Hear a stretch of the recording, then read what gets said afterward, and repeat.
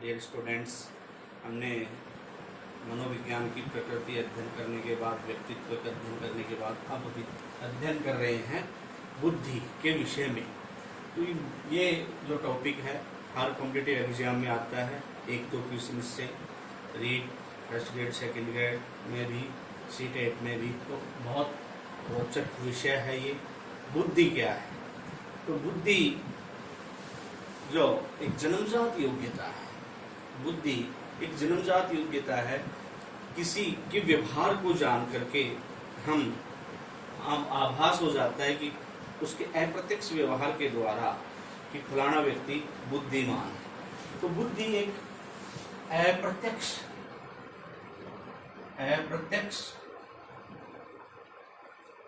अमूर्त व्यवहार है, दिखाई नहीं देती। और ये कहाँ पर रहती है? हमारे मस्तिष्क में। कि क्षेमेंद्र ने कहा है कि हर प्राणी सब कुछ नहीं जानता, न ही सर्वे सर्वम जानती।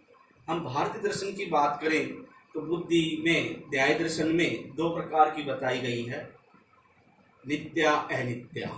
नित्या ईश्वरनिष्ठ बुद्धि, अनित्या जीवनिष्ठ बुद्धि।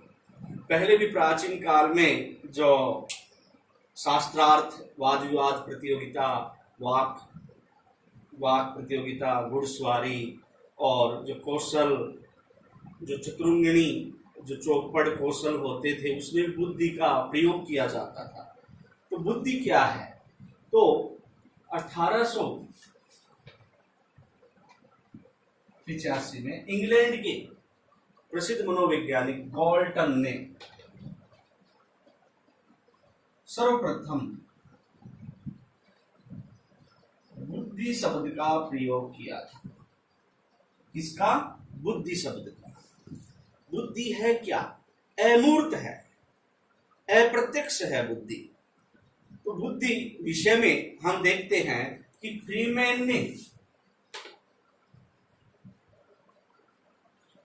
ने बुद्धि को 3 प्रकार से वर्गीकरण किया है। बुद्धि एक समायोजन की योग्यता है। बुद्धि एक समायोजन की योग्यता है। बुद्धि एक सीखने की योग्यता है। बुद्धि एक अमूर्त चिंतन की योग्यता है। इन परिभाषाओं का वर्गीकरण किसने किया है? फ्रीमैन ने किया है। बुद्धि एक समायोजन की योग्यता है, बुद्धि सीखने की योग्यता है, बुद्धि एक अमूर्त चिंतन की योग्यता है। बुद्धि की जो विशेषताएं हैं कि वंशानुक्रम, वातावरण, शिक्षा, प्रशिक्षण, इनका भी प्रभाव बुद्धि पर पड़ता है, वातावरण का भी। और जो बुद्धि है, बुद्धि का विकास 16-18 वर्ष तक हो जाता है। वो विकास लंबवत होता है। 18 वर्ष के बाद बुद्धि का विकास क्षैतिज रूप में होता है। पहले लंबवत 18 वर्ष तक, किशोर अवस्था, फिर उसके बाद लंबवत विकास होता है। 18 वर्ष के बाद क्षैतिज रूप से विकास होता है। इस रूप में क्षैतिज। तो बुद्धि की विशेषताएं देखें कि बुद्धि एक जन्मजात योग्यता है, बुद्धि एक समायोजन की योग्यता है, बुद्धि एक परिस्थिति निर्माण की योग्यता है, बुद्धि लिंग भेद नहीं करती। ये भी एक विशेषता है। ये नहीं कि लड़का होशियार है या लड़कियां कमजोर होती है, ऐसी बात नहीं है।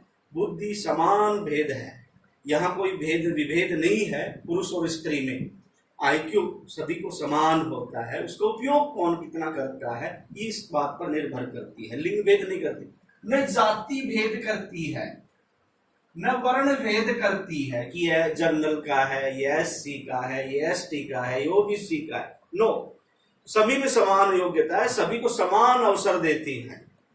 तो ये जाति भेद भी नहीं करती, वर्ण भेद भी नहीं करती, लिंग भेद भी नहीं करती। ये इसकी प्रमुख विशेषता है, इसकी बुद्धि की। हाँ, बुद्धि एक सीखने की परिस्थिति निर्माण, नवीन आविष्कार की योजना है। तो समायोजन, बुद्धि एक समायोजन की योग्यता है, बुद्धि एक सीखने की योग्यता है, बुद्धि एक अमूर्त चिंतन करने की योग्यता है। तो बंकिमचंद्र ने कहा है कि बुद्धि सीखने की योग्यता, डियरबोर्न ने कहा है बुद्धि सीखने की योग्यता है, बुद्धि समायोजन की योग्यता है। वुड्रो विल्सन ने कहा है बुद्धि ज्ञानार्जन की क्षमता है। और बिन्ने ने कहा है, अमूर्त चिंतन के आधार पर बिन्ने ने कहा है बुद्धि में 4 तत्व निहित है: ज्ञान, आविष्कार, निर्देश, आलोचना। ये बिन्ने ने कहा है। बुद्धि का मापन किया जा सकता है, मूल्यांकन नहीं।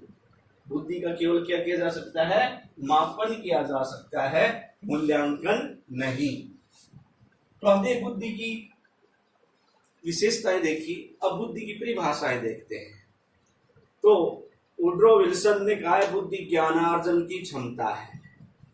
टर्मन ने कहा है जो टर्मन और बिन्ने, ये बुद्धि एक अमूर्त चिंतन की योग्यता है। बर्किंघम ने कहा बुद्धि एक सीखने की योग्यता है। और वुडवर्थ ने कहा है बुद्धि कार्य करने की क्षमता है। ये परिभाषाओं का विश्लेषण करने के बाद तो बुद्धि की हमने प्रकृति, विशेषता और परिभाषाएं पढ़ी। कल के अध्याय में हम बुद्धि के प्रमुख सिद्धांतों का अध्ययन करेंगे। और बुद्धि की जो वर्गीकरण अध्ययन की दृष्टि से 3 प्रकार से किया जाता है: कार्यात्मक, क्रियात्मक और तीसरा संरचनात्मक। कार्यात्मक, क्रियात्मक और संरचनात्मक, इन प्रक्रियाओं में पूरा इनका संरचनात्मक बुद्धि की क्या संरचना है, बुद्धि के कार्य क्या है, क्रिया किस प्रकार से करती है, इनके आधार पर इनका पूरा अध्ययन होगा। तो उसमें बुद्धि के सिद्धांत आगे कड़ी में हम अध्ययन करेंगे, फिर मापन और परीक्षण के बारे में अध्ययन करेंगे। धन्यवाद।